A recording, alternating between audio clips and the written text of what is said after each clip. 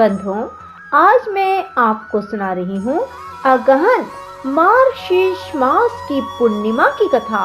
बंधुओं, अगहन मास अर्थात मार्गशीर्ष मास भगवान विष्णु को अति प्रिय है और पूर्णिमा तिथि भी भगवान विष्णु को ही समर्पित है। बंधुओं, जो मनुष्य भी आज अगहन मास पूर्णिमा के दिन पूर्णिमा की कथा को सुनेंगे, भगवान विष्णु उनकी सभी इच्छाएं हाथों हाथ पूरी करेंगे। बंधुओं, पूर्ण विश्वास के साथ ही पूर्णिमा की कथा को सुने। बंधुओं, यदि आपने YouTube चैनल संस्कार की बातें अब तक सब्सक्राइब नहीं किया तो जरूर करें और बेल आइकन दबाना ना भूलें, ताकि आपको हमारी आने वाली सभी वीडियोस की जानकारी सबसे पहले हो सके। बोलो विष्णु भगवान की जय हो, शिव शंकर भोलेनाथ की जय हो। किसी नगर में चंद्रहास नाम का एक राजा था। उसकी पत्नी का नाम कृतिका था और वही नगर में एक ब्राह्मण और ब्राह्मणी रहते थे। उनके यहाँ धन धान्य की कोई कमी नहीं थी, पर उनके कोई संतान नहीं थी। इस वजह से वे बहुत दुखी थे। एक समय एक तपस्वी उस नगरी में आया। वह तपस्वी उस ब्राह्मण के घर को छोड़कर सभी घरों से लेकर भोजन करता, पर वह रूपवती से भिक्षा नहीं लेता था।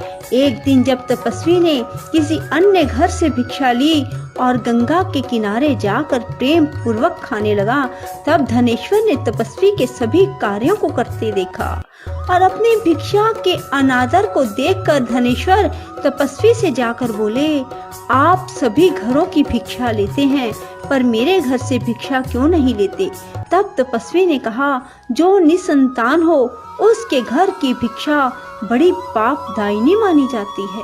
पतितों का अन्न खाने से मनुष्य आप भी पतित हो जाता है। क्योंकि तुम निसंतान हो, इसलिए मैं तुम्हारे घर की भिक्षा नहीं ले सकता। धनेश्वर ने तपस्वी के पैर पकड़ लिए और बोला, मुझे आप पुत्र प्राप्ति का उपाय बताइए, मेरे इस दुख को खत्म करें। आप मेरे दुख को खत्म करने में समर्थ हैं। तब उसके द्वारा प्रार्थना करने पर तपस्वी कहने लगा, तुम चंडी की आराधना करो। और आकर उसने ब्राह्मणी को सारी बात बताई और खुद चंडी की तपस्या करने के लिए वन में चला गया।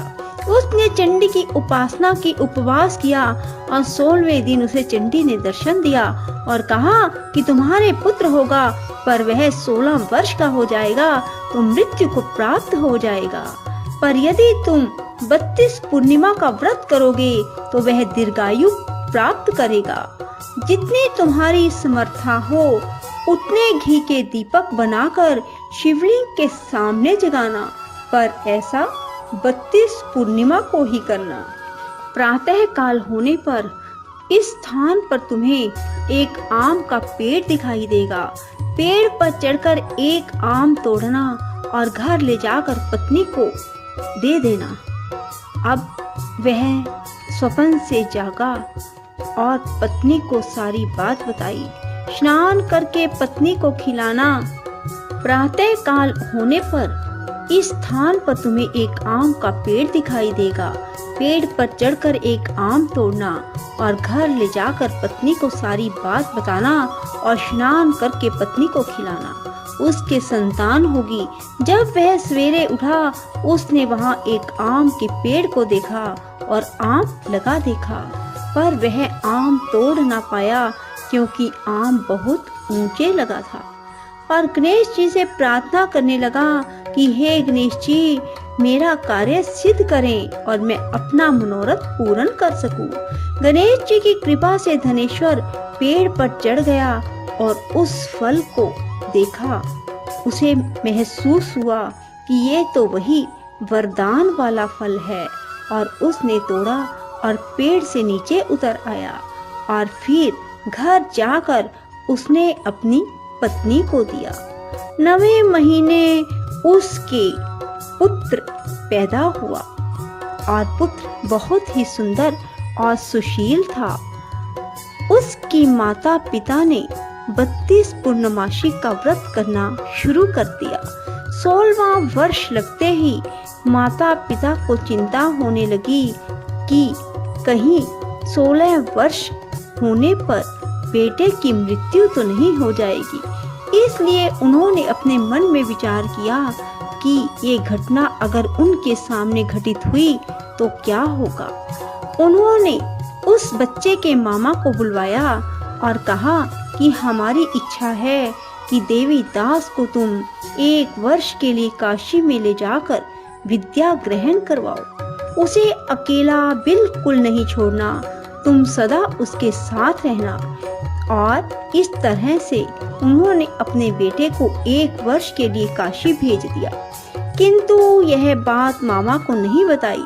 धनेश्वर ने अपने पुत्र की मंगल कामना के लिए भगवती की आराधना शुरू कर दी और फिर 32 पूर्णिमा का व्रत पूरा कर लिया। कुछ दिनों के बाद मामा भांजा किसी गांव में ठहरे हुए थे। जिस धर्मशाला में वे ठहरे हुए थे वहां एक बारात ठहरी हुई थी। लगन के समय वर को कोई रोग हो गया। वर के पिता ने कुटुंबियों के साथ विचार विमर्श किया कि वह देवीदास को वर के रूप में ले जाते हैं और बाद में विवाह के अन्य काम अपने पुत्र के साथ करवा देंगे। वर का पिता देवीदास के पास गया और बोला, तुम थोड़ी देर के लिए अपने भांजे को हमें दे दो ताकि लगन का काम सुचारू रूप से हो सके। उसके मामा बोले, वर को जो मिले वो हमें देना, मेरा भांजा वर बन जाएगा। और वे मान गए और देवीदास को वर बनने के लिए भेज दिया। विवाह कार्य विधि पूर्वक संपन्न हो गया। पत्नी के साथ भोजन नाप किया और पत्नी ने देखा कि उसकी पति की आंखों में आंसू है। वह बोली, आप उदास क्यों हैं? लड़के ने सारी बात बताई। उस कन्या ने कहा, ऐसा कैसे हो सकता है? अग्नि के सामने मैंने आपको पति बनाया है। देवीदास ने कहा, ऐसा मत कहिए, मेरी आयु बहुत छोटी है। मेरी मृत्यु के बाद तुम्हारा क्या होगा? पत्नी बोली, जो होगा सो देखा जाएगा।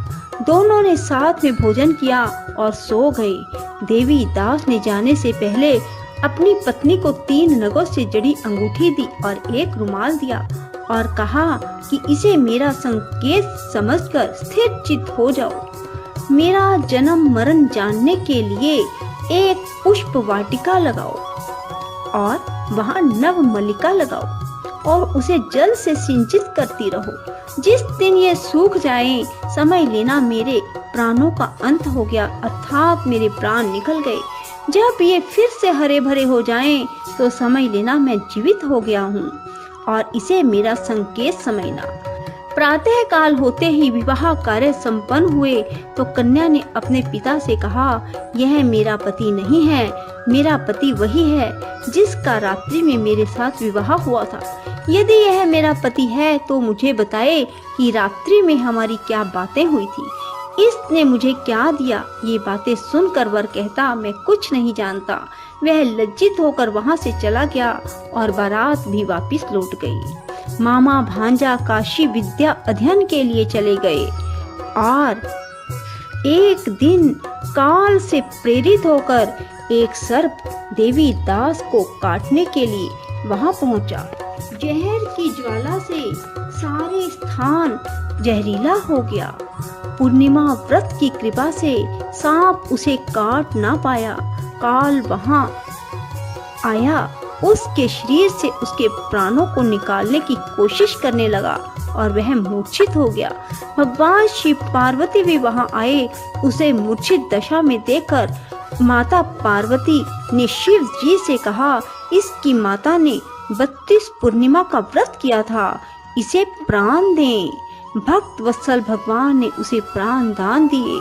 व्रत के प्रभाव से काल को भी पीछे हटना पड़ा। उसकी स्त्री उसकी प्रतीक्षा करती थी। उसने देखा कि पुष्प वाटिका में कुछ भी ना रहा और साथ ही देखा कि सब हरा भरा हो गया। ऐसा देखकर मैं बहुत हर्षित हुई और अपने पिता से बोली, पिताजी मेरे पति ठीक हैं, उन्हें ढूंढिए। उधर मामा भांजा भी 16वां वर्ष पूरा होने पर काशी से वापस चल पड़े और कन्या के घर पहुंच गए। कन्या ने अपने वर को पहचान लिया। धनेश्वर 32 पूर्णिमाओं के व्रत करने से पुत्रवान हो गया और जो भी स्त्री इस व्रत को करती हैं वह कभी विधवा नहीं होती, सौभाग्यवती रहती है। यह व्रत पुत्र पौत्रों को देने वाला और सभी मनोकामनाओं को पूर्ण करने वाला है। भगवान शिव की कृपा से 32 व्रत करने वालों की हर इच्छा पूरी हो जाती है। बोलो शिव शंकर भोलेनाथ की जय। राधे राधे, जय श्री कृष्णा। बंधुओं, यदि आपको हमारी वीडियो पसंद आए तो इसे लाइक करें और शेयर भी जरूर करें। धन्यवाद।